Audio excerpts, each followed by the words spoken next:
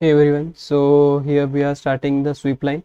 So basically this is regarding the non-geometrical part, covering some questions which could be called sweep, and what is sweep and how it is related, like it is similar to two pointer. And we will also cover two questions related to it. It's k query of Spoj and it's d query of Spoj. So before that, I want to introduce to you some functions. These are GCD, LCM, min, max. So these are the exceptional functions. We can't use it here. Both functions have separate usage. GCD, LCM, min, max can be used where we can combine ranges. The ranges could intersect, but in normal functions we don't use it like that. Normal function, but normal functions have a inverse, like plus or minus, multiplication or division, division or multiplication, like both support each other. So when there is a data structure, when we add something we could also remove it, when we multiply something we could also divide it. So hence normal functions are useful like in sweep mostly, because we are maintaining the concept of active set. And I will explain you what is active set. Okay, so generally mostly we now we in the sweep we will be dealing with normal function only. Okay, so one question to you guys, like how do you distinguish people in your daily life? Like if there are two person, how, like what is the separate thing you used to distinguish them, right? So there is like at least one facial feature which is present in one person but not in another, right? So like if someone's nose is similar, others is like different, his ears or his eyes or anything you could say. So similarly mathematically two sets differ if at least one element is distinct if it is present in one set and it is not present in the another set. Okay, so this is the main this why I have written it down here, because like I have used it many where like uh, in two pointer, in sweep, in many where like there are questions like count the number of ways, count the number of this, count the number of that. So here you will use this condition. So this condition is very useful. It's not like it seems very basic, but this basic condition has very high usage and it's very important basically.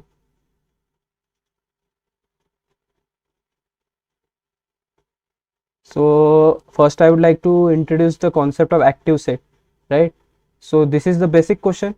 So you are given an array, array is like 7 6 1 7 8 9. So you just have to calculate total sub arrays with sum less than equal to 14.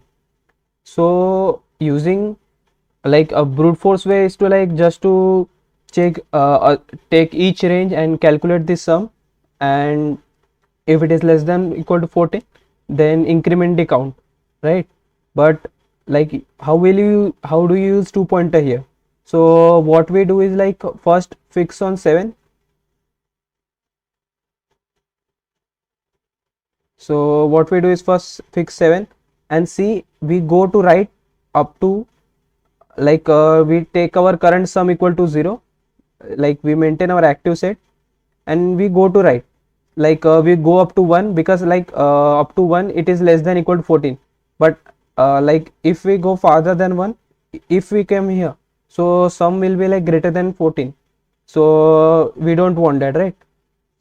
So just I have said like you took before that there is concept of active set, like how do we differ two sets if one element is present in another but it is not present in, like one element is present in one set but it is not present in another. So here 7 is present in one set but it is not present in another set, and it is obvious because we have incremented the I pointer. So this is the condition for counting, right? So whatever we do, it will be like distinct ways of counting for sub arrays, like 761 is different and 617 is different. it is called 0 1 2 and it is starting from 1 2 3. Here indexes are different because here it is starting from 0, here it is starting from 1, right? Also we know that all the arrays starting from 1 are like good sub array, like all will have sum less than equal to 14, because like if 617 is less than equal to 14, if we remove 7, so obviously 6 plus 1 will be also less than equal to 14, right? So this is the concept of active set. So basically what active set does is, if we remove one element, there is vacancy of like some space, like our bag has capacity of 14, so we will extend our boundary until our sum is less than equal to 14, right? So here also we'll do the same thing, and you could check this. So basically it is for 0th index, it is for 1th index, it is for 2th index, it is for 3rd, it is for 4th, like starting from 4th and starting from 5. So if you count the answers, it could be like 0 to 1, 0 to 2, 0 to 0. Okay, so basically it has 3 answers. From starting from 0 there are 3 sub arrays, right? So what we could do is we could directly add 3 to the answer, right? Total elements in active set, you could see that, right? And starting from here there are also 3, so we will add directly 3. Here there are 2, so we will add 2. Here it is 1, starting from 3, starting from 4th it is like 1, so we will add 1, and again it is 1. So in total there are like 8 and 3 11, so there are like 11 sub arrays whose sum is less than equal to 14, right? So this is how we use active set. So active set could be anything, like here I have maintained currently just a array, or you could say a DQ like stuff, like we are adding some at the back and we are popping some from the front. You could say active set could be any data structure, and we will make use of that in like different questions. Like I will show you in kQuery like how do we use the concept of active set. So basically whatever question we are discussing like kQuery and dQuery, I will use Fenwick tree as an active set. So active set is basically just a you could say like a data structure for counting, like I will show you in detail in the question. So now jumping to the kQuery, so little introduction to the question. So like in the question is like given an array A, also there are like multiple queries, like in the total elements in the range LR, how many total elements in range LR are greater than equal to K. So if you think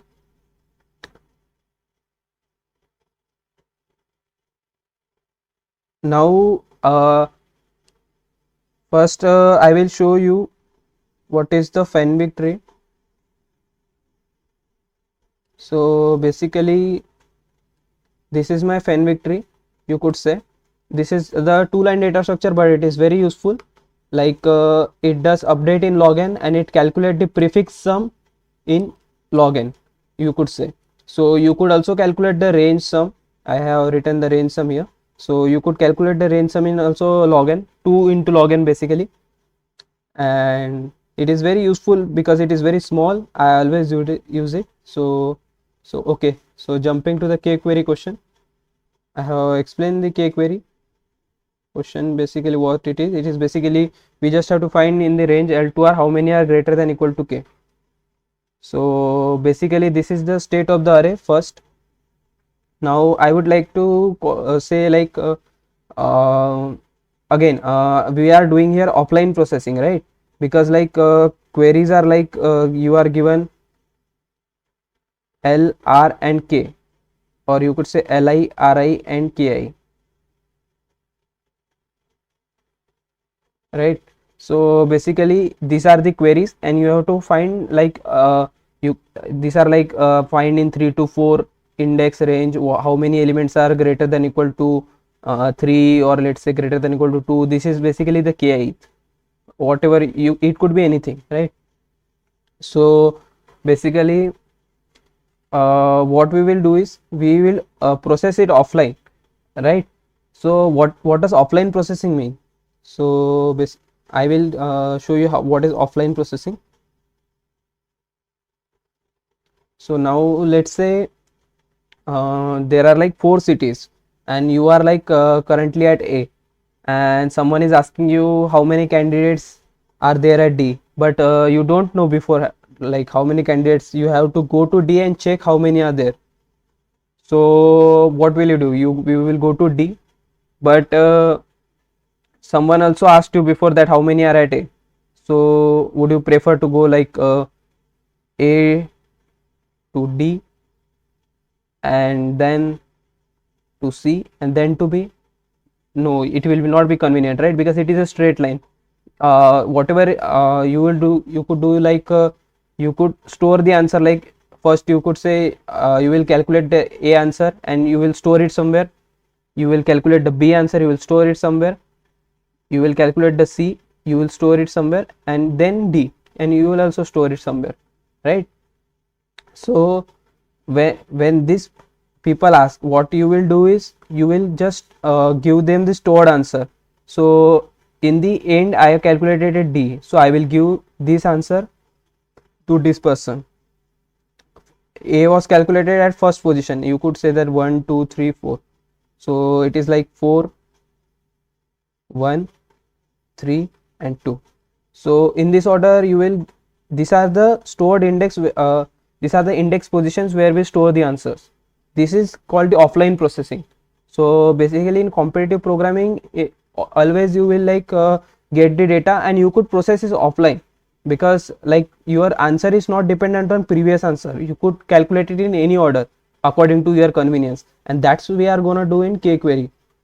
So basically what here asked is here it is asked like it is the array and this is the K. I have just written the K for just explaining you. Here it is also LIRI, but I have just written because it is like more convenient to understand like this. So let's say this was the array and I asked you how many elements are greater than equal to 5. So you could just say that this is the state representation. If you could calculate sum of any range, you could like say that let's say this was the range, and you could say how many elements are greater than equal to 5. So obviously sum is 0 of this range, so you could say that there are 0 elements greater than equal to 5. Or I could say how many elements are in 1 to 5 range, in 1 to 5 index. So how many elements are greater than equal to 5? So you could say that there are only 1, because sum of this all of this is 1, and that's where Fenwick tree comes into picture. Because what Fenwick tree does is Fenwick tree gives you range sum or prefix sum, let's say, and we use this prefix sum to calculate range sum. Also Fenwick, this is the one functionality, and also another functionality of Fenwick tree is we could update at certain position, and both the complexity of this is log n. So programmers love log n, and this is like most appropriate data structure for this question, right? So again we are doing it offline, right? Like queries are not in like in this order. Queries are like greater than equal to 3, then greater than equal to 2, but we are not working according to the query. We are just taking queries, like we are asking like give all your questions and we will answer according to our convenience, right? Just I give example like here how we did that. Like we go to A, we go to B, then this work we worked according to our convenience, right? So basically now we will do the same thing here. We will calculate first greater than equal to 5, how many elements are greater than equal to 5, and in our Fenwick tree we will update here 1, because there is only one element greater than equal to 5, and here if we calculate the range sum we will get the total elements, how many are greater than equal to 5.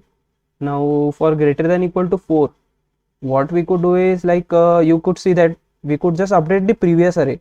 Like this array could be updated from here, right? Because we just have to add 1 here, which are like greater than equal to 4.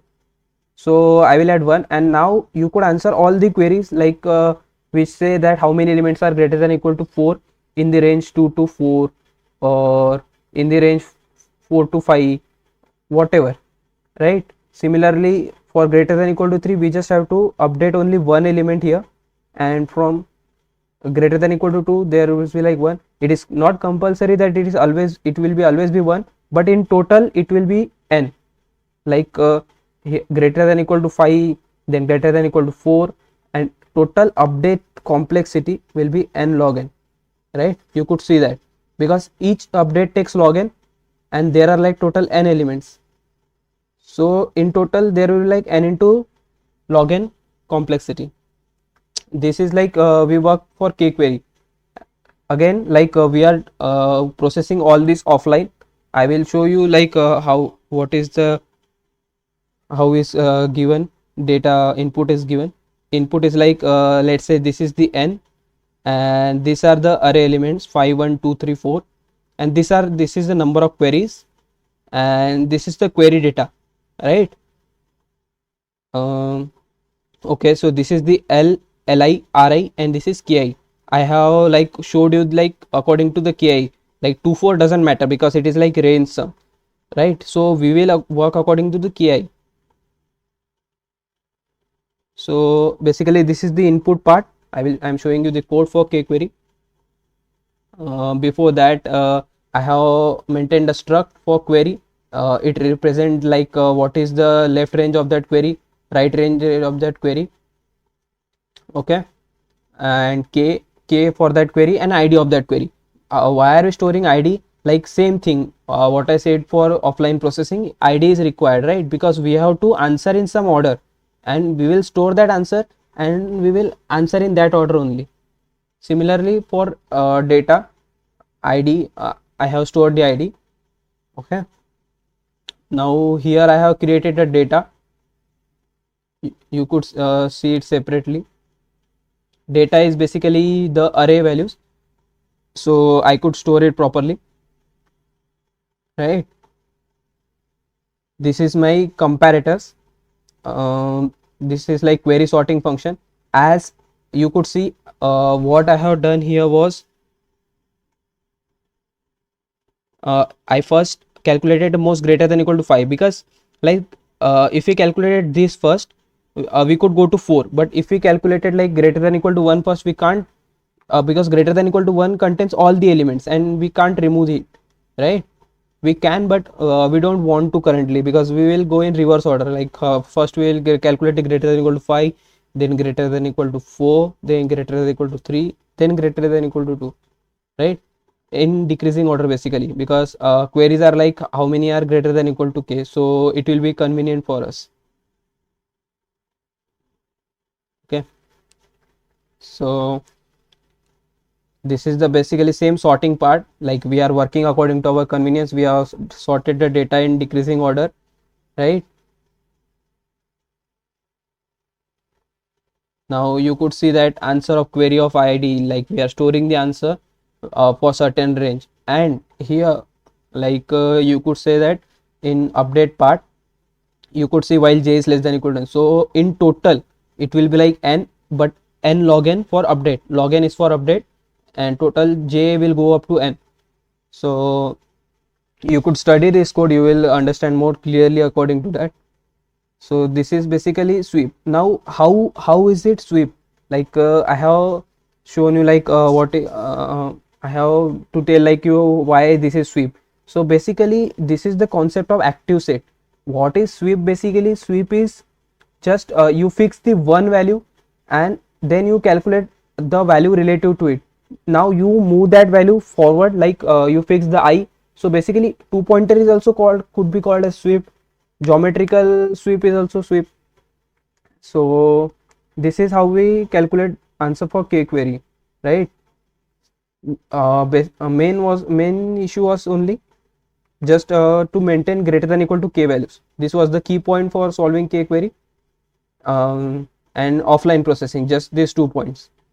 Okay, now we will jump to D query. If you understand this, you could ask in the comment section if you don't understood it, like in some part or some code issues. Okay, hello. So we will be jumping to the D query. So basically here you could see that like in previous question what we were doing is like we sorted we sorted the data according to our convenience. See, similarly here what is the question? So like question is basically let me explain the question first. So question is you have given the range and you have to calculate certain distinct elements in it, like in the range 1 to 5 how many total distinct elements are, like there are like 1, 2 and 3 unique elements, you could say. And in range 2 to 4 how many are there, like 1, 2, 1. So in total there are only 2 unique elements, right? Similarly 3 in range 3 to 5, 2 and 3. Okay, so this is the current input. So uh, like here the represent data structure of Fenwick tree in previous question in K query, like it was like 111 one second, I'll show you. Like in Fenwick tree it was like this. So we could calculate directly the range sum from here. But any idea for distinct sum, like how will we do that? Like previously we maintain greater than equal to K. So how we will be doing that? So you could think now how could we do that? So basically what we are doing is we are sorting our queries in the increasing order of their r uh, their uh, their right index, you could say, the right boundary. So we will just maintain the last index of each element. Like if I could say there is like only 1 to 1 range, so there is like how many distinct elements uh, are there in 1 to 1 range. So we don't need anything here, just like here it will be 1 of the 1th index and rest will be 0, right? Now we are again I am going in increasing order of the right pointer, so that's why it is happening. So I could say that like in 1 to 1 range there is like only one unique element. Now I want like in 1 to 2 range, but I have to update my data structure accordingly. So this will become 0 and this will become 1 because this is the last index and rest will be 0 only. So you could like ask like in 2 to 2 range how many are unique, there will be like only one element. In like 1 to 1 you could in 1 to 2 you could ask like, so there will be like this sum. This sum will give you number of unique elements in range 1 to 2. So there will be like only one element and we will store that answer like offline processing. Similarly now I will increment my r pointer, so now my data structure will look like 0 1 1 0 0, right? This was for like let's say r equal to 1, L could be anything, and this was for r equal to 2, this became for r equal to 3, and this for r equal to 4. Now for r equal to 4 what will we do? So now my r pointer is increased, so this one will become 0 because this is not my last occurrence right now. My last occurrence has gone of one of gone is here, so this will be of 0. Like after greater than r it will all be 0 only. So for r is equal to 5 it will be like 0 0, last occurrence we have to store only. So whatever sum we do, like I say to you like how many distinct elements are in 1 to 5. So this is a Fenwick tree, right? So this Fenwick tree will give sum equal to 3 and you will get distinct elements in the range in 1 to 5, right? In the range 1 to 3 I could say. So how many are there? So 1 to 3, this sum will give you 2, and you could see here that there are only 2 unique elements, right? So this is how D query work. You could see in the code, like I have updated like this. I have stored the answer in like increasing r order, and I have outputted it. Yeah, that's it for dQuery. This is the same thing. Basically this is the Fenwick tree, you could say. I will explain it again if someone because it is little difficult to understand it at first.